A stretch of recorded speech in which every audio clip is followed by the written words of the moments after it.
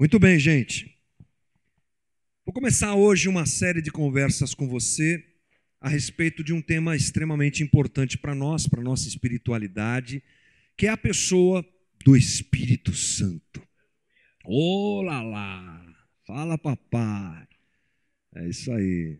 Acho que é muito legal, muito importante.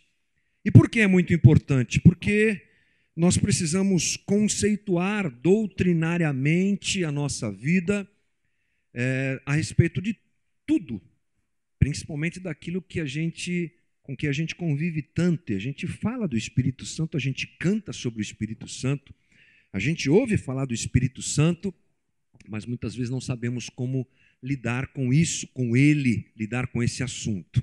E eu me sinto na liberdade de fazer isso porque, mediante a mudança de percepção a respeito do Evangelho pela qual a gente passou, a gente precisa conceituar essas coisas. A maioria aqui já sabe, mas a minha história é de alguém que nasceu num lar cristão, de uma família batista. Meu avô era pastor no interior de São Paulo, pastor batista. Ele não era nem tão crente, mas ele era muito batista. Os batistas são assim, né? Eles são muito batistas. Muito legal. Essa semana, inclusive, estava com o papai e com a mamãe comentando sobre algumas coisas que meu avô passou na prática do pastorado, coisas que eu não sabia ou não me lembrava bem. Meu pai contando que aquela história da Igreja Batista de excluir pessoas e receber pessoas, eles levam muito a sério isso, né? Uma forma de enxergar a coisa bastante rígida. E aí aconteceu de, numa sessão lá de avaliação da vida das pessoas, eles excluíram uma mulher. E aí no outro dia estava um homem lá da família da mulher na casa do meu avô com um revólver na mão para poder tirar satisfação porque que tinha excluído, né, aquela mulher. Coisas de pastor batista do interior de São Paulo alguns anos atrás. Vida difícil, vida dura, né? E a gente cresceu dentro desse ambiente cristão e predominantemente batista. Eu não lembro da minha vida fora da igreja, é muito complicado isso para mim, ou muito bom, né? Por um lado é muito bom, é claro.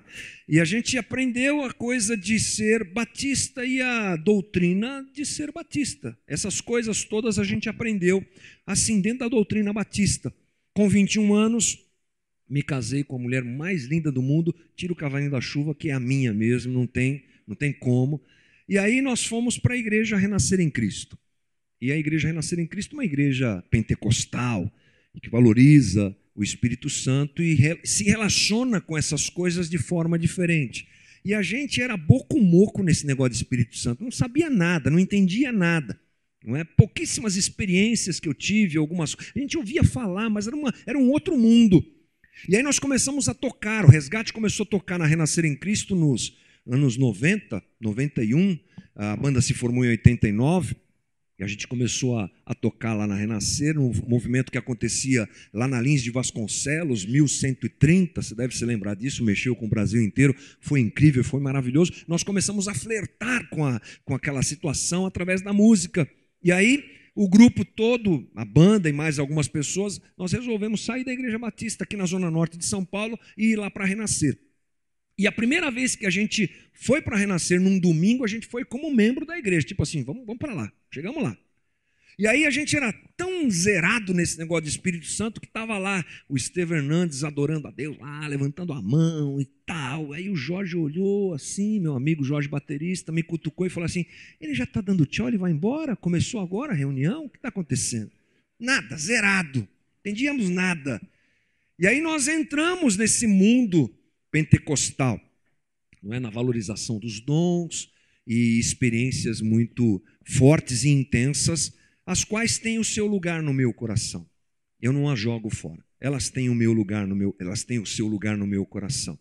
Mas depois de quase também 20 anos dentro daquela estrutura, percebemos que ela já não atendia às nossas expectativas espirituais. Algumas coisas começaram a ir para um caminho divergente do que nós acreditávamos e a própria teologia deixou de ser consistente. A teologia que se baseia no mérito, na prosperidade e coisas do tipo, a gente já não gostou mais. Aquilo começou a se diluir no nosso coração. E esse processo de desvincular, não é, de nós sairmos de lá, durou durante alguns anos. Aí não foi uma coisa que a gente acordou e resolveu sair. Até porque nós estávamos lá dentro envolvidos, como eu digo, até o talo. Eu estava morando em Pernambuco já há alguns anos, e aí essa desconstrução foi complexa, complicada, a gente saiu de lá machucado em muita coisa, mas eu vejo a mão de Deus em tudo. Então imagina como é que fica a cabeça de um fulano que tem 20 anos de igreja batista, 20 anos de igreja pentecostal, e como é que a gente resolve isso? Por isso que eu, com tranquilidade e honestidade, digo para você que a gente nunca tratou esse tema de uma forma mais objetiva, porque algumas coisas ainda precisavam se acomodar no meu coração, algumas coisas precisavam ser estudadas, aprendidas, compreendidas, e eu precisava subir aqui com muita tranquilidade para falar com você a respeito desse assunto. E é a tentativa que faço a partir de hoje, não vai durar muito, talvez umas 5, 6 conversas sejam suficientes para a gente falar a respeito disso. Por que esse assunto é importante? Por que eu preciso falar do Espírito Santo? Por uma simples questão, gente. A maneira como eu vejo as coisas define a minha relação com as coisas. Por exemplo, como todo brasileiro, eu gosto muito de carros. Assisto aqueles programas do overhauling. Os homens aqui sabem o que eu estou falando. Não é? Fala, Dago, overhauling, não é? Fala os outros que tem lá. É isso aí, tudo, que você não falou nenhum, mas tudo bem. Não sou só eu que gosto, não. Esses caras estão escondendo o jogo, tá? Eu gosto de carros. Quando eu era adolescente, comecei a estudar, morando na Zona Norte, comecei a estudar na Vila Maria, era meio longe. Papai comprou um carro que era partilhado, meu e da mamãe. Mais meu do que dela, claro, né? E eu fiquei doido, um Fusca 71 azul. Maravilhoso, cuidei daquele carro. Depois nós trocamos por um Fusca 76, azul também. Aliás, foi através dele que eu conquistei a Ana. Sabe como é que é? Fusca da paixão, maravilhoso lá na escola, né? E o carro era incrível. Eu cuidava dele, flanelinha todo dia, roda de Brasília. Toca-fita Tojo, cara preta. Não sabe o que é isso? Vai no Google que você vai ver o que é. Né? Tem umas coisas que o pessoal não sabe. A gente entrava no shopping com um troço pendurado na mão, assim, eu toca-fita, a coisa mais esquisita do mundo. Eu amava aquele carro, cuidava, passava o sábado limpando e tal. Maravilha. Os anos foram passando e as prioridades da vida foram mudando. Eu continuo gostando de carros, mas o meu Fiesta 2006 precisa se arrumar, está feinho. Ele já não ganha mais a minha atenção. Antes eu me relacionava com o carro de um jeito, enxergava o carro como, sei lá, um ponto de prova da minha masculinidade, né? Aquela coisa toda, né? Demonstrar poder, sei lá o que é que tinha na minha cabeça naquela época, mas eu me relacionava com o carro daquele jeito porque eu o enxergava daquele jeito. Hoje eu já enxergo de forma diferente. Então a maneira como eu enxergo as coisas é que dita a maneira como eu me relaciono com aquilo. De repente, se você vê uma guitarra, para você é só uma guitarra. Para mim é guitarra, gente, é guitarra, entendeu? Tudo é diferente. E assim também acontece na nossa relação com as pessoas. A maneira como eu enxergo as pessoas define a minha relação com elas. Eu lembro de uma situação bastante interessante. Nós fomos para Salvador em 1998. Eu sei, faz tempo, mas aconteceu. E nós fomos para lá, eu fui para lá para dirigir a rádio, na época Manchete Gospel, que era da Igreja Renascer, eu fui bispo lá e tal, fui para lá. Então, estava lá em Salvador e a gente fazia muitos eventos, era uma ação muito forte nesse aspecto. Eu já levei para lá o Bride, levei o Guardian para lá, quem aqui gosta de música nessa área conhece o que eu estou falando. A gente fez SOS da Vida, fez Marcha para Jesus, eventos, muitas coisas. E é claro que na onda, eu sempre puxei um pouquinho a sardinha para o meu lado e eu levava o resgate para lá. Claro, uma vez por ano a minha banda tinha que ir lá tocar, né? E aí, uma das vezes que o resgate foi, eu não lembro bem qual era a programação, mas nós criamos na rádio uma promoção. Você vai ligar aqui, vai deixar o teu telefone, vai, sei lá o que é que tinha que fazer, mas sabe qual era o prêmio? Um jantar com a banda Resgate. Mas foi uma loucura, a galera começou a ligar e a promoção pegou fogo. Todo mundo queria jantar com a banda Resgate. Aí nós estávamos no carro um dia, estava minha família, e eu liguei lá na rádio, e sempre escutando a rádio, para ver o que os caras estavam falando lá, claro, gerenciando a coisa. E aí o locutor lá entrou a chamada. Você vai jantar com a banda Resgate. Aí meu filho, mas que presente é esse? Jantar com a banda Resgate? Que graça tem, mãe? Eu janto com ele todo dia, né? Acho que é isso que ele pensou. Não é interessante? O fã doido para jantar com a banda. Meu filho não estava nem aí. A maneira como eu enxergo as coisas define como eu me relaciono com elas e com as pessoas também. Portanto, a maneira como eu enxergo Deus define a minha relação com Ele.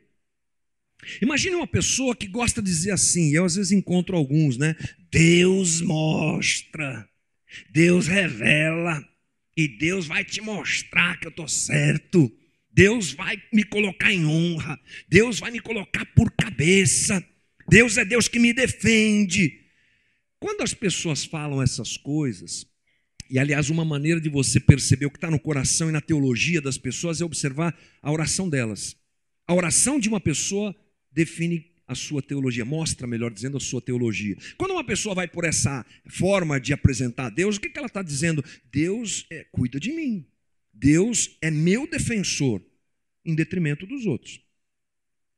Deus, ele enxerga Deus como alguém que o defende e não está nem aí para os outros. É uma forma de enxergar Deus. Uma pessoa que clama por prosperidade, busca Deus por isso, ela enxerga Deus como um instrumento para que ele seja abençoado. Então, a maneira como eu enxergo Deus é fundamental. E, portanto, a gente precisa rever, avaliar essa maneira de enxergar Deus. E, no caso, na nossa conversa aqui, o Espírito Santo, de forma muito séria. Como eu enxergo a pessoa do Espírito Santo? Quem é o Espírito Santo? E, aliás, o instrumento para a gente fazer isso é a Bíblia. Não tenha dúvida disso. O instrumento para isso é a Bíblia. Deus se revelou em um código. E esse código é a Bíblia. A gente não pode fugir dela. Experiências são importantes, mas a doutrina bíblica é mais importante. Ela define o nosso padrão de fé. Ela define e nos mostra quem é Deus, quem é o Filho, quem é o Espírito, quem é a Trindade, quem é nosso Deus, e ela modela a nossa relação com eles. Entre experiências e Escritura, eu afirmo para você, sem dúvida nenhuma, fique com a Escritura. Aliás, é o que John Stott diz. A experiência nunca deve ser critério da verdade. A verdade deve ser sempre o critério da experiência. Então a gente vai partir desse princípio. A nossa conversa vai ser bíblica.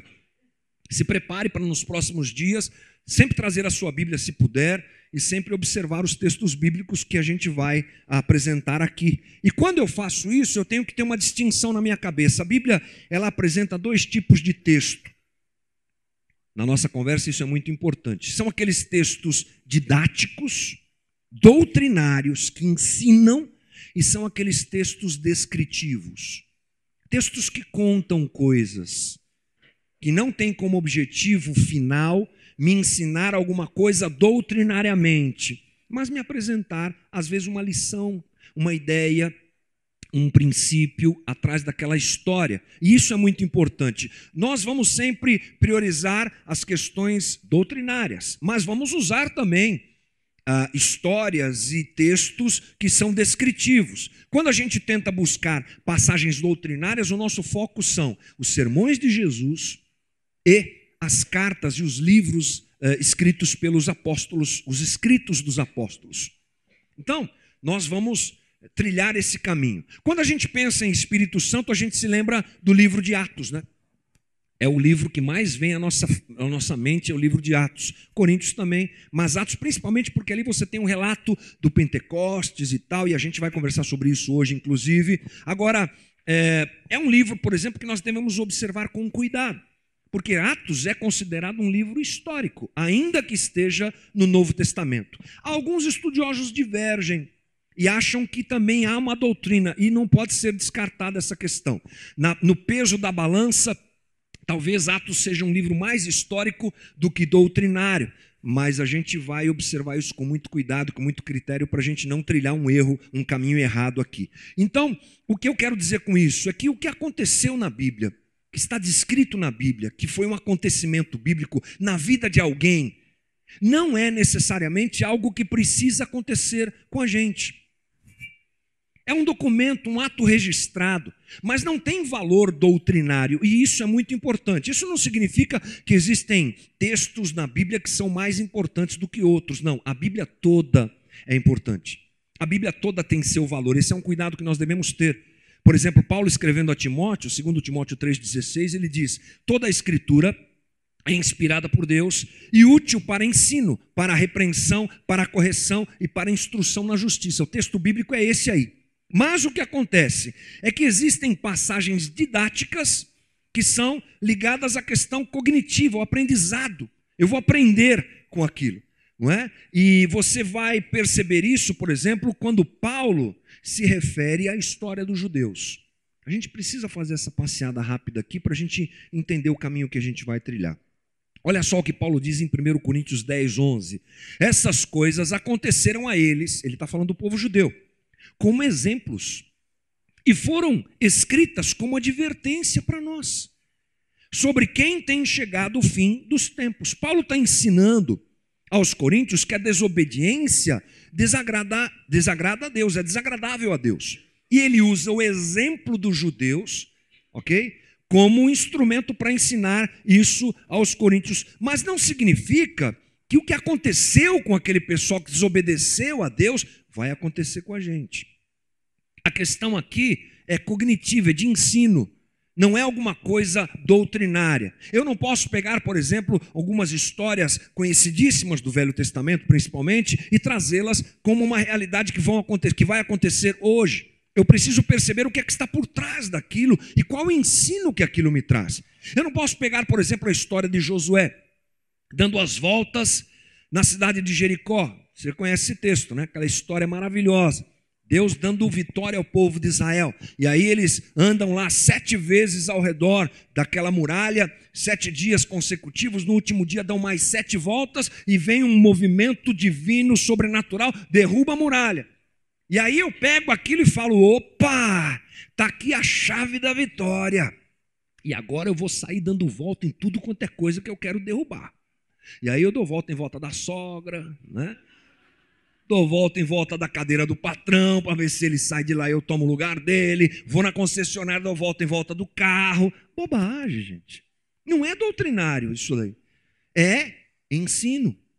Através dessa história, o que eu posso aprender? Fidelidade a Deus, persistência. Deram 7 voltas, mais 7 depois. Uma coisa difícil, fé em Deus. E aí vai. Portanto, essa distinção é muito importante. E se ela acontece no campo bíblico, ela também acontece com as minhas experiências e com as tuas experiências. Se deve ser assim com as experiências bíblicas, deve ser assim também nas nossas experiências pessoais. E eu preciso ser muito claro aqui. A nossa conversa nos próximos dias não tem como objetivo desfazer ninguém, desfazer das experiências de ninguém, questionar o que você já viveu com Deus. Meu papel aqui, irmão, é apresentar a palavra de Deus para você. E eu guardo no meu coração experiências que eu tive, que são muito profundas, mas que eu não posso fazer delas doutrina, nem para mim e nem para você. O que seria uma violência eu subir aqui e contar uma experiência de que eu tive com Deus e dizer: agora Deus vai fazer isso na tua vida. Isso é bobagem, é loucura. Eu guardo no meu coração as minhas experiências, como você deve guardar as suas, e nós nos respeitemos nisso. Mas o que nos dirige como padrão é a palavra de Deus. E é assim que a gente deve andar. Vamos aprender a viver essa relação com o Espírito Santo, e a minha proposta nessas conversas, de forma madura, de forma bíblica, e que faça o corpo se aperfeiçoar na sua relação com o Espírito Santo e também entre nós. Aprender a respeito do Espírito Santo traz maturidade, porque eu enxergo como Deus age, já que Ele é um agente, ou agente de Deus nesses dias, e isso é o que nós esperamos. Para começar a nossa conversa, é bom a gente saber que o cristão depende do Espírito Santo. Não tem como não ser assim. É Ele que faz as coisas acontecerem. O que somos e temos depende do Espírito Santo. Quando nós nos convertemos, nascemos de novo, temos o Espírito Santo e Ele opera uma grande obra na nossa vida. Eu vou gastar alguns segundos te dando algumas referências muito rápidas sobre o que o Espírito Santo faz. Por exemplo, Ele dá vida às nossas almas, João 3. Ele vem morar em nós, Gálatas 4. Todos os que têm o Espírito de Deus são filhos de Deus, não dá para ser diferente. Se eu tenho o Espírito, eu sou filho de Deus. Se eu sou filho de Deus, eu tenho o Espírito. O Espírito Santo testifica que nós somos filhos de Deus, Romanos capítulo 8. O Espírito Santo inunda o nosso coração com o amor de Deus, Romanos capítulo 5. O Espírito Santo revela Cristo e nos forma e nos transforma para sermos como Ele.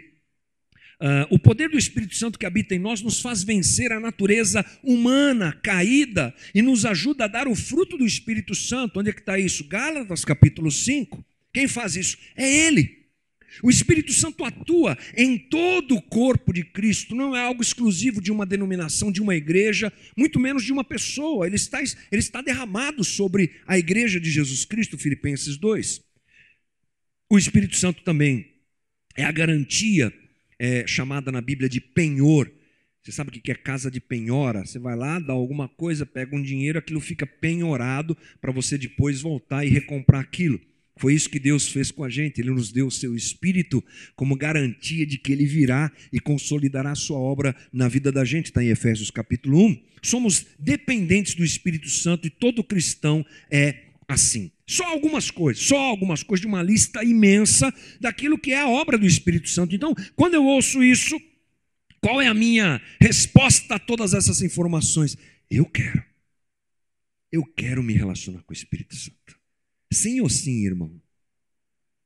Essa pergunta não tem nem não para responder. Sim ou sim? Sim. Eu quero ser cheio do Espírito Santo. Eu quero conhecer e me relacionar mais profundamente com o Espírito Santo. Então, a partir desse pressuposto de que nós queremos, a próxima pergunta é: quando é que o Espírito Santo vem morar em mim?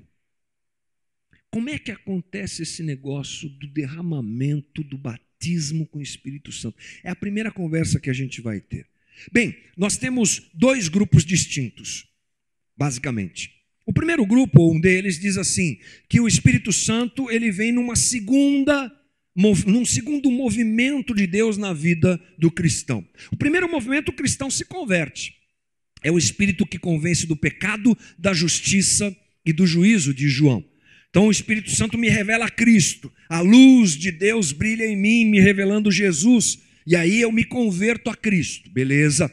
Mas o Espírito Santo fica quieto, segundo essa forma de pensar, esperando uma santificação, esperando um movimento maior desse novo cristão. Ele vai crescer, ele vai se entregar, ele vai jejuar, e ele vai buscar, e aí então vem o batismo com o Espírito Santo. É claro que essa é uma forma de enxergar esse fenômeno, essa relação do crente com o Espírito Santo, basicamente dos nossos irmãos pentecostais. Eles sempre pensam assim. Ok, a outra forma de se pensar é numa experiência única. Encontrei Jesus, me converti a Jesus Cristo, entendi que Ele é o regenerador da minha situação com Deus, fui abraçado por Ele, o abracei, uau! O Espírito Santo já me batiza. Já me enche, já vem habitar em mim. Aliás, me encher é um processo, né? Mas ele já vem habitar em mim. Eu já sou batizado com o Espírito Santo a partir da minha conversão. E por que eu preciso saber isso? Porque é fundamental para a nossa espiritualidade. Eu me comporto diferente ao esperar alguém. Eu me comporto de um jeito. Quando eu estou esperando alguém, eu me comporto de um jeito. Quando eu já tenho aquela pessoa comigo, eu me comporto de outro jeito. Tipo assim, a galera solteira, né? Já viu como é que é, né? Está esperando a amada. Aí é um cuidado total. E aí compra bala para não ficar com mau hálito. Faz a barba, arruma o cabelo. As moças se arrumam, estão esperando. Depois que já arrumou, Aí já não corta mais a unha, já deixa o pelo do nariz crescer, aí já é uma baixaria completa, né? Uma, uma metáfora infeliz, mas que serve para a gente se localizar nessa situação. Se eu estou esperando o Espírito Santo, eu vou agir de um jeito. Se eu não acho que eu sou batizado com o Espírito Santo, eu vou trilhar o caminho de alguém que acha que não é batizado com o Espírito Santo. Se eu creio que eu sou batizado com o Espírito Santo, que ele já está em mim, então eu vou agir e viver a minha espiritualidade de outra maneira. Para compreender, é óbvio que nós vamos observar a Bíblia e vamos extrair da Bíblia essa conclusão juntos aqui. O termo batismo no Espírito Santo é presente somente no Novo Testamento. Vamos começar a nossa localização bíblica assim. Batismo com o Espírito Santo não tem essa ideia no Velho Testamento. Ele está no Velho Testamento, sim, como promessa.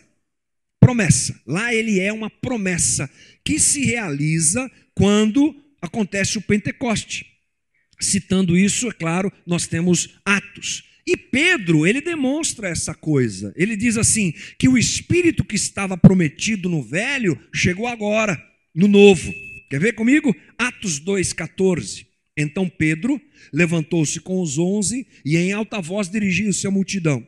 Homens da Judéia e todos os que vivem em Jerusalém, deixe-me explicar-lhes isto. Ouçam com atenção, esses homens não estão bêbados, como vocês supõem. Ainda são 9 horas da manhã. Eu não entendo por que Pedro dá essa justificativa do ainda são 9 horas da manhã. Eu vou ter que perguntar para o meu professor lá no seminário. Pelo contrário, isto é o que foi predito, olha só ele falando lá do Velho Testamento, pelo profeta Joel. Nos últimos dias, diz Deus, derramarei o meu espírito sobre todos os povos, os seus filhos e as suas filhas profetizarão, os jovens terão visões, os velhos terão sonho, sobre todos os meus servos e as minhas servas derramarei o meu espírito naqueles dias e eles profetizarão. Pedro faz o link, Velho Testamento com o Novo Testamento. E a vinda do Espírito, ela começa com a presença de Jesus. Jesus inaugura a era do derramar do Espírito, o próprio ministério do Espírito. Isso não significa que o Espírito Santo não existia, é óbvio. É uma bobagem pensar isso. Ele está lá presente, desde o começo de todas as coisas, desde a criação. Ele é Deus e Deus é eterno, né, gente? Então a gente não pode jogar isso fora. Ele estava ativo, se manifestando incessantemente. E ele anunciou a sua vinda lá no Velho Testamento de muitas maneiras. Quer ver uma profecia?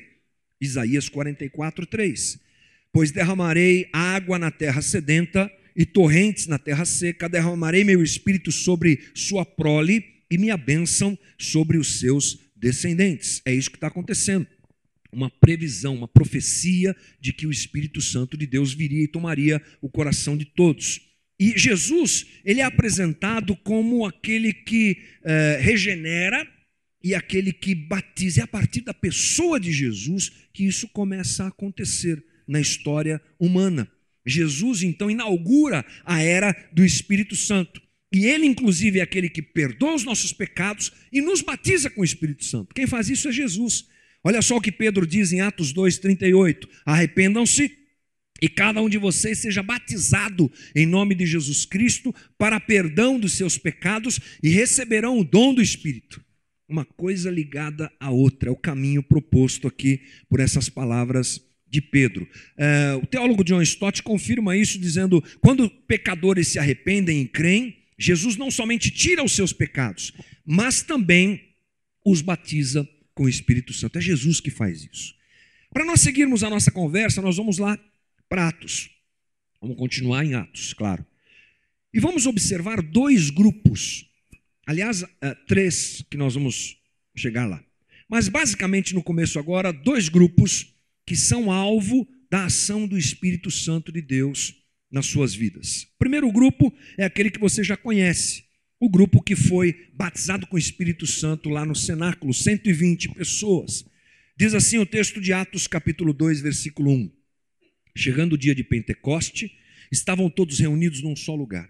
De repente veio do céu um som, como de um vento muito forte, e encheu toda a casa na qual estavam assentados. E viram o que parecia línguas de fogo que se separaram e pousaram sobre cada um deles. Todos ficaram cheios do Espírito Santo e começaram a falar noutras línguas conforme o Espírito os capacitava. Havia em Jerusalém judeus tementes a Deus, vindo de todas as nações do mundo. Ouvindo-se este som, ajuntou-se uma multidão, que ficou perplexa, pois cada um os ouvia falar em sua própria língua. Atônitos e maravilhados, eles perguntavam: acaso não são galileus todos esses homens que estão falando? Então, como os ouvimos, cada um de nós, em nossa própria língua materna? Partos, medos e elamitas, habitantes da Mesopotâmia, Judéia e Capadócia, Ponto e da província da Ásia, Frígia e Panfilha, Egito e das partes da Líbia próximas a Cirene, visitantes vindos de Roma, tanto judeus como convertidos ao judaísmo, cretenses e árabes, nós os ouvimos declarar as maravilhas de Deus em nossa própria língua. Esse é o primeiro grupo. Ele é formado por aproximadamente 120 pessoas, eles estavam no cenáculo, um lugar de oração, estavam esperando se cumprir o que Jesus disse para eles que aconteceriam. Ele disse: fiquem na cidade até serem revestidos do poder do alto. Ele diz isso, está lá em Lucas 24. Eles tinham da boca de Jesus uma palavra de que viria o poder do céu, e eles estavam esperando isso acontecer. De repente aconteceu. Fenômenos sobrenaturais aconteceram com aquele grupo. Línguas de fogo, sons estranhos, coisas diferentes. E logo em seguida, uma manifestação sobrenatural. Eles saíram daquele lugar e começaram a falar de Jesus, falar do Evangelho, e pessoas das mais diversas nacionalidades, com as mais diversas línguas maternas, começaram a entender o que aqueles galileus estavam dizendo. Então é interessante a gente pensar que o primeiro milagre realizado pelo Espírito Santo nesse aspecto é um milagre relativo à tradução simultânea, tipo assim, liga a tecla SAP. Todo mundo escutava o que aqueles galileus falavam e eles escutavam na sua própria língua. Um milagre maravilhoso, e esse grupo então recebe o Espírito Santo de Deus dessa maneira. O segundo grupo aparece mais à frente, Atos 2:37. Quando ouviram isso, os seus corações ficaram aflitos e eles perguntaram a Pedro e aos outros apóstolos: irmãos, que faremos? Pedro respondeu: arrependam-se, cada um de vocês seja batizado em nome de Jesus Cristo para perdão dos seus pecados, e receberão o dom do Espírito Santo, pois a promessa é para vocês, para os seus filhos e para todos os que estão longe, para todos quantos o Senhor, o nosso Deus, chamar. Com muitas outras palavras os advertia e insistia com eles: salvem-se dessa geração corrompida. Os que aceitaram a mensagem foram batizados, e naquele dia houve um acréscimo de cerca de 3.000 pessoas. Depois do primeiro grupo, Pedro sai pregando o Evangelho, justamente pelo balbúrdio, pela bagunça, pela estranha situação ali na cidade. Ele prega o Evangelho, uma coisa fenomenal acontece, 3.000 pessoas são alcançadas e elas são batizadas com o Espírito Santo também. Não da mesma maneira que o primeiro grupo. Os fenômenos não acontecem, mas eles se arrependem, creem em Jesus como Senhor e Salvador e são cheios do Espírito Santo. Então essa é a diferença desses dois grupos. O primeiro grupo já era regenerado. Eles já tinham andado com Jesus, já tinham confessado Jesus com a sua boca, e eles estavam aguardando a chegada do Espírito Santo. Portanto, aqui nós temos um batismo com o Espírito Santo depois da conversão. É o primeiro momento. E isso acontece. Por que acontece, irmão? Porque o Espírito Santo não estava aqui ainda. É uma questão histórica. Eles já tinham Jesus como Senhor e Salvador da sua vida, mas o Espírito Santo ainda não havia sido derramado. Quando o Espírito Santo é derramado, eles são batizados com o Espírito Santo. É a primeira vez que isso acontece. O segundo grupo, o procedimento é diferente. Eles se convertem e recebem o Espírito Santo na hora da conversão. Pá, pum, tudo de uma vez, tudo no mesmo jeito, tudo na mesma hora. Então, a maneira de Deus agir, nós cremos nesses dias, é segundo o padrão do segundo grupo, onde a pessoa que entrega a sua vida para Jesus é batizada com o Espírito Santo. Calma lá, no começo da nossa conversa, eu disse para você que nós não podemos pegar histórias da Bíblia e tê-las como padrão doutrinário. É verdade. E o que é que eu estou fazendo agora? Estou apresentando histórias bíblicas para dizer para você que é assim que acontece. É um perigo, você está vendo? A verdade é que nós temos muitas outras evidências de que isso acontece assim. Essas duas histórias são utilizadas por nós para compreensão de todo o processo. Mas há sim, com certeza, um embasamento bíblico muito profundo a respeito disso. Uma coisa a se dizer é que o primeiro grupo, que foi batizado depois de se converter, ele tem umas particularidades que a gente não pode desprezar. Porque é o primeiro grupo batizado com o Espírito Santo na história da humanidade. É o primeiro grupo.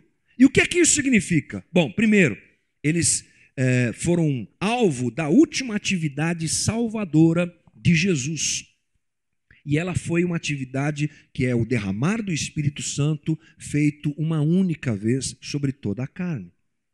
Significa o quê? Existem coisas na história bíblica, gente, que não vão acontecer de novo. Jesus não vai morrer de novo. Ele já morreu. Jesus não vai ressuscitar de novo. Ele já ressuscitou. O Espírito Santo não vai ser derramado de novo. Ele já foi derramado. Não é o que está por vir. É o que já veio. Ele já veio. Acabou. E essa é uma ação que tem a ver com a atividade salvadora de Jesus na vida do cristão. Em segundo lugar, foi o cumprimento das próprias palavras de Jesus. Eles é que tinham que esperar no cenáculo. Fiquem aí, em jejum e oração. O Espírito Santo virá. Fiquem aí. Olha só o que diz Lucas 24, 49. Eis que envio sobre vós a promessa de meu Pai. Permanecei, pois, na cidade, até que do alto sejais revestidos de poder. Aqueles futuros apóstolos, que seriam um instrumento para a formação da igreja, tinham que obedecer o mandamento de Jesus. Fiquem aí. A igreja estava se iniciando, eles precisavam dessa ação sobrenatural de Deus e estavam aguardando o que Jesus mandou aguardar. Ponto. Eles estavam fazendo isso. E a terceira característica desse grupo é que ali nós percebemos o avivamento da igreja. É uma primeira manifestação especial do Espírito Santo de Deus na igreja, mas não a única. Ela aconteceu naqueles dias e ela eventualmente acontece dentro da história da igreja. É que a gente pouco sabe, a igreja já tem 2000 anos, gente. A Casa da Rocha, nossa comunidade aqui só tem 5 anos. A igreja tem 2000 anos já. É muita história, muita movimentação de Deus, muita coisa impressionante acontecendo nos rincões desse mundo. São ações específicas de Deus para que a sua igreja se fortaleça e o Espírito Santo age para que isso aconteça e as pessoas encontrem Jesus e lhes seja revelado o Evangelho de Jesus Cristo. Mas isso não é norma nem regra. Quem dirige isso, quem realiza isso é o Espírito Santo. Muito bom. A regra, portanto, para nossa compreensão, está no acontecimento do segundo grupo. Fé em Cristo, batismo com o Espírito Santo simultaneamente. Um movimento simultâneo, segundo a doutrina que foi apresentada por Pedro àqueles homens e segundo a confirmação que Paulo dá. Não só em um texto que eu vou usar aqui, mas em muitos outros. Paulo diz assim em Gálatas 3,14: para que a bênção de Abraão chegasse aos gentios em Jesus Cristo, a fim de que recebêssemos pela fé em Cristo, é claro, o Espírito prometido. Confiança na fidelidade de Deus, que é fé, segundo a Bíblia, para que o Espírito Santo viesse sobre eles. Então, essa é a ideia que nós temos. Mas aí você vai me dizer, mas peraí, tem outros grupos lá na Bíblia, tem outros grupos que receberam o Espírito Santo depois. Como é que faz? Nossos irmãos pentecostais se apegam bastante a essas informações bíblicas. Então, ok, vamos checar rapidamente quais histórias que nós temos de gente que recebeu o Espírito Santo depois da sua conversão. A primeira delas se refere aos crentes em Samaria. Eu preciso ler o texto, já que a nossa proposta é essa. Atos 8:5 diz: Filipe, descendo a cidade de Samaria, anunciava-lhes a Cristo. As multidões atendiam unânimes às coisas que Filipe dizia, ouvindo-as e vendo os sinais que ele operava. Pois os espíritos imundos de muitos possessos saíam gritando em alta voz, e muitos paralíticos e coxos foram curados, e houve grande alegria naquela cidade.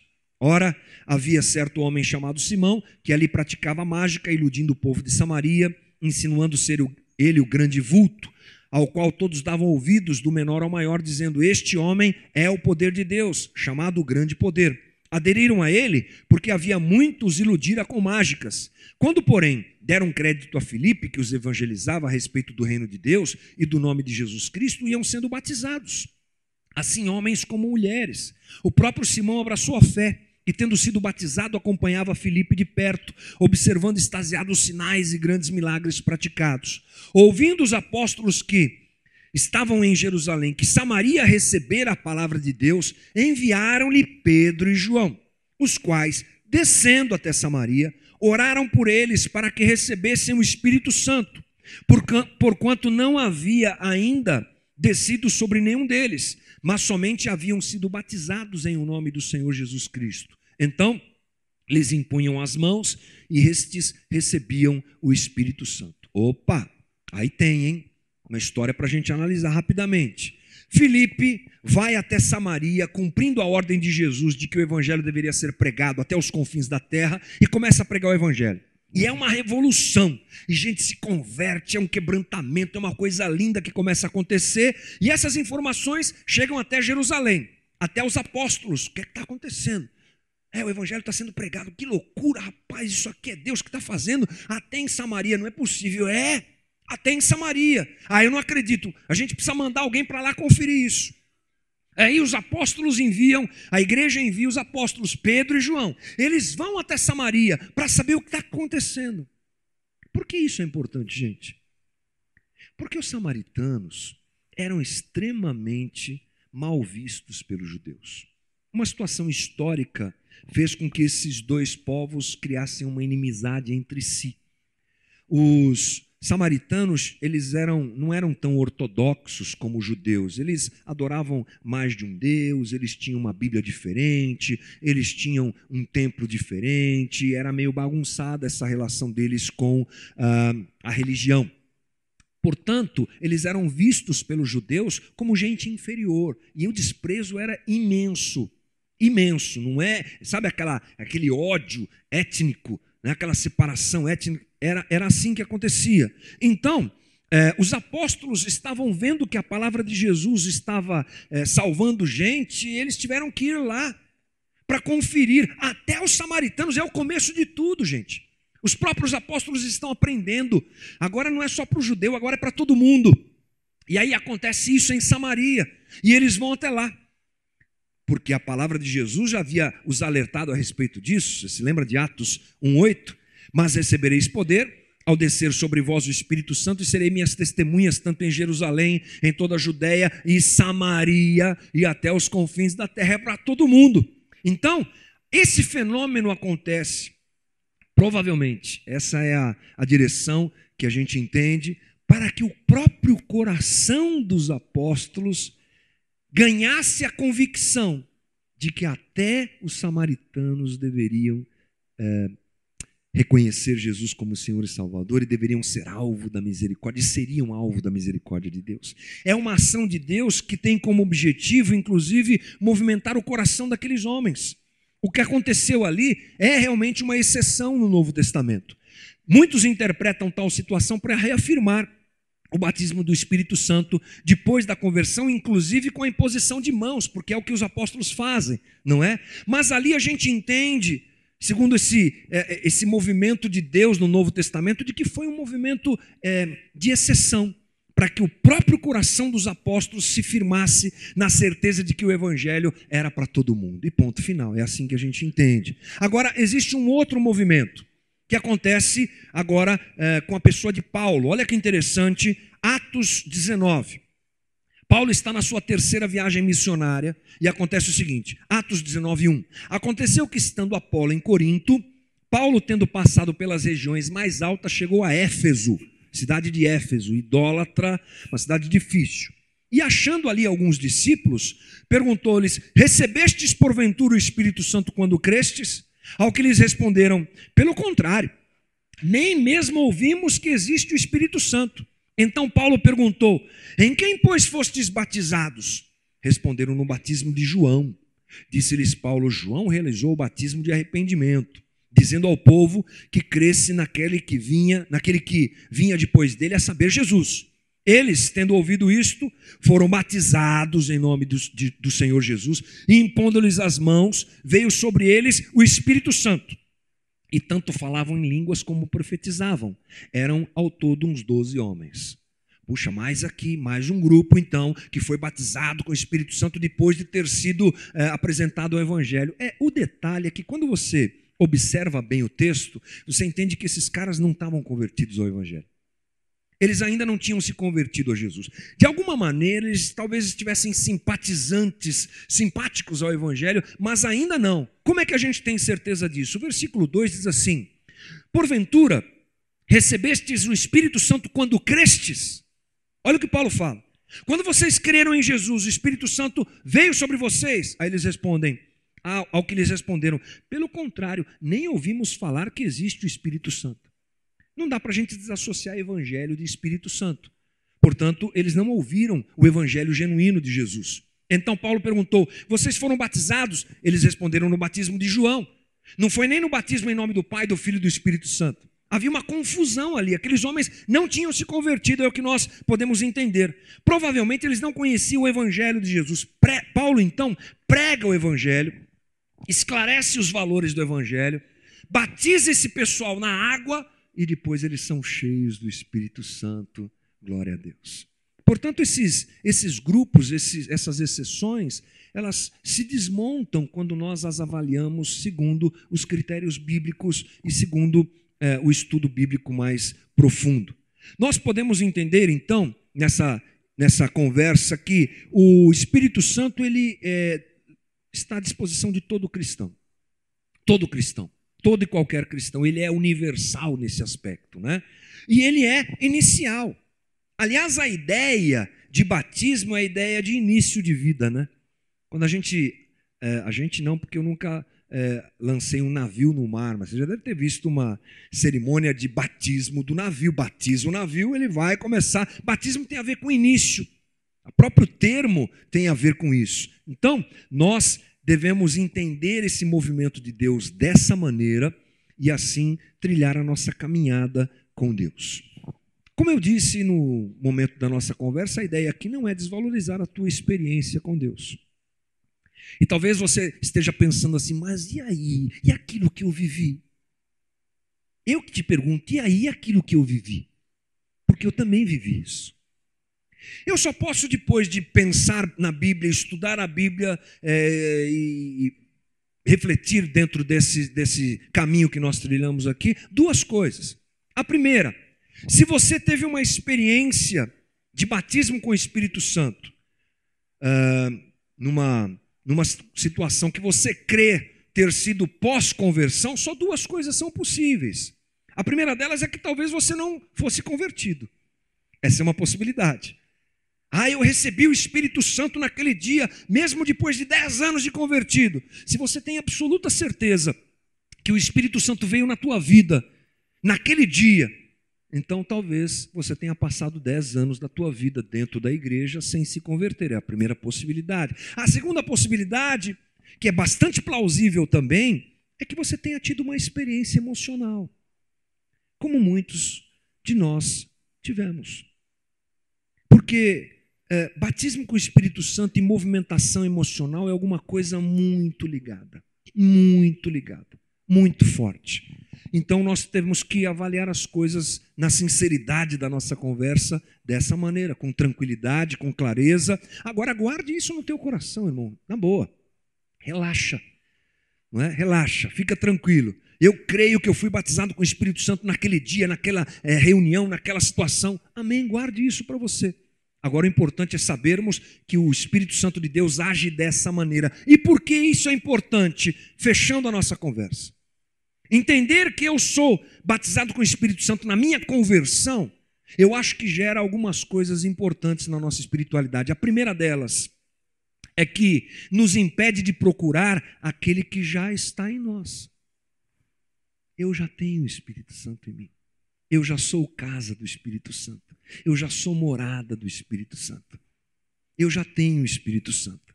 Eu posso, inclusive, cantar, vem Espírito. Não tem problema, é uma licença poética. Desde que eu saiba que eu já sou casa e habitação do Espírito Santo. Se eu canto isso, se eu oro isso, sem a percepção de que eu sou batizado com o Espírito Santo, cheio dele, ou que ele habita em mim, melhor dizendo, é um perigo. Esse é um perigo que a gente não quer correr. E que você tenha essa consciência Eu preciso crer que ele já habita a minha vida. A segunda coisa, eu acho importante saber que o batismo com o Espírito Santo acontece na conversão, é que ele evita a manipulação emocional. Mas eu chorei tanto para ser batizado com o Espírito Santo, irmão, que eu até sequei, mas chorei até secar. E era uma comoção, várias reuniões, várias situações, e que aquilo foi eu creio assim, muito piamente, que muito daquilo foi uma manipulação emocional. Ainda que feita com boa intenção, eu não quero fazer juízo de valor nesse sentido, ainda que seja fruto de um desejo genuíno, essa movimentação baseada na catarse da multidão é extremamente perigosa. E ela deve ser avaliada claramente por nós, para nós não sermos roubados. Então, saber que o Espírito Santo já habita em mim, evita essa questão, porque, como eu disse, as duas andam muito juntas. Manipulação emocional e batismo com o Espírito Santo está sempre de mão dadas, né? Essa coisa. Terceira coisa, coloca as nossas experiências no seu devido lugar. Foi bom, amém, está no meu coração. Eu sou cheio do Espírito. Eu tenho o Espírito Santo de Deus agindo na minha vida. Eu já sou batizado com o Espírito Santo. Isso é fundamental, necessário para nós. Em quarto lugar, derruba a hierarquia que às vezes se apresenta na igreja de crente batizado e de crente não batizado. Ah, você não foi batizado ainda. Você é um menino na fé. Ah, aqui o negócio é forte. Eu lembro lá naquela igreja batista que eu falei no começo da conversa, um grupo começou a flertar com essa coisa do Espírito Santo. Foi num acampamento e eles tiveram uma experiência com Deus nesse acampamento. E eles voltaram para a igreja batista, mas eles voltaram flutuando, gente. E queimando todo mundo com os olhos. Eu já sou cheio do Espírito, você não. Cuidado que eu vou lançar o fogo em você. Parecia X-Men, umas coisas assim meio malucas. Não é? E aí vem aquele apelo, às vezes, você, irmão, que não é batizado com o Espírito Santo, vem aqui na frente que nós vamos orar por você. Aí vem os coitadinhos, não sou batizado, inferior. Não, somos todos batizados com o Espírito Santo de Deus. E Ele age no nosso meio dessa maneira. Ele opera e o único cabeça é Cristo, Senhor. É um perigo, né? Porque essa manipulação de poder pela unção, porque é mais ungido, porque é mais santo, porque tem mais dom. Isso é uma droga dentro da igreja, uma porcaria. Acaba com as relações, gera exploração sentimental, emocional, não é? Gera, sei lá, tanta coisa ruim que a gente quer fugir disso. E em quinto lugar, coloca em nós uma grande responsabilidade. Para finalizar nossa conversa, o Espírito Santo de Deus já está em você, irmão. Você parou para pensar nisso? Você já é casa, você já é morada. Ele não virá, ele já veio. Ele não te habitará, ele já te habita. Ele já está em você. E isso gera alegria, gera espontaneidade boa mesmo, e é isso mesmo, graças a Deus, louvado seja o nome do Senhor, porque isso tudo não é por mérito, não é por bondade, não é porque eu sou bacana, não é porque eu sou bonito, olha só, não é nem porque eu o busquei a mais, porque nessa ideia de um batismo pós-conversão, fica assim, eu vou buscar, o que é que eu tenho que fazer para ser cheio do Espírito, não é? É na base do mérito. Você não está orando muito, você não está jejuando muito, então o Espírito Santo não vai vir na sua vida. Não é? Até isso a gente transforma em mérito. Não é mérito, irmão, é graça. Eu não faço nada. Ele me ama, Ele me salva, Ele me regenera e Ele me batiza com o seu Espírito. Louvado seja o nome do Senhor. É Ele que opera na minha vida. Por um lado dá uma alegria imensa, por outro dá uma responsa, né? Ele já está em mim. Não tem lugar que eu vá que Ele não vá junto. Não tem nada que eu faça que Ele não esteja junto fazendo comigo, se Ele mora em mim. E a gente assim desenvolve uma espiritualidade mais saudável. Aí você vai falar, mas e os dons? Os dons é outra conversa, né, irmão? Não dá para abordar tudo numa conversa só. Os dons são sinal de que eu sou batizado com o Espírito Santo. Falar em línguas é um sinal de que eu sou batizado com o Espírito Santo. Aguarde os próximos capítulos da nossa conversa. E a gente vai chegar lá. Mas hoje eu quero que você saia daqui, o desejo do meu coração, é claro, sabendo que você é batizado com o Espírito Santo, porque você declara que Jesus Cristo é teu Senhor e Salvador. E que isso equilibre a nossa relação uns com os outros, que isso equilibre a nossa relação com Deus, com o Espírito Santo, e que isso se espalhe por todas as áreas da nossa vida, a maneira como a gente lida com tudo, como eu disse no começo da conversa, e que Deus nos abençoe, porque eu já falei demais. Vamos ficar de pé e vamos orar, irmão, em nome de Jesus.